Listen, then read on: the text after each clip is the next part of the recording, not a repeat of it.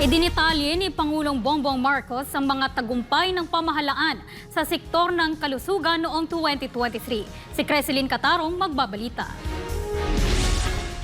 Sa 131 medical specialty centers ang naitatag ng pamahalaan sa buong bansa as of December 2023. Sa isang video message, sinabi ni Pangulong Ferdinand Marcos Jr. na naglaan ang gobyerno ng mahigit 11 bilyong piso ngayong taon para sa mas maraming specialty centers sa iba't ibang bahagi ng bansa.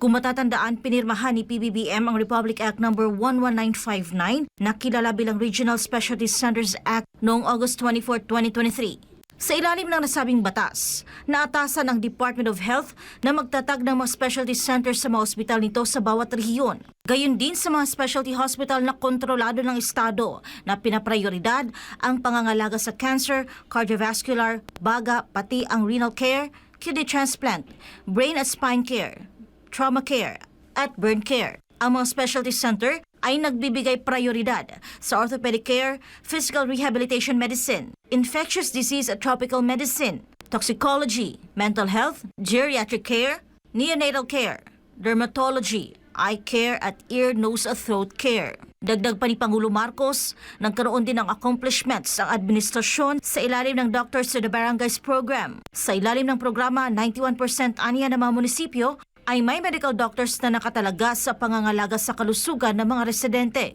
Itong programa na ito ay in-expand to 204 out of 218 municipalities naman. Ang katumbas niyan ay 91% na ng municipalities ay masasabi nating may nag-aalaga na doktor. Ang Doctors to the Barangays program ay itinatag noong 1990s na naglalayong magtalaga ng mga doktor sa mga munisipalidad na walang medical professionals. Kaya napaka-importante nito. Patuloy pa itong programang ito para naman masabi natin na talaga natin binabantayan ang kalusugan ng ating mga mamamayan. Para sa Diyos at sa Pilipinas kong mahal, Creseline Catarong, SMNI News.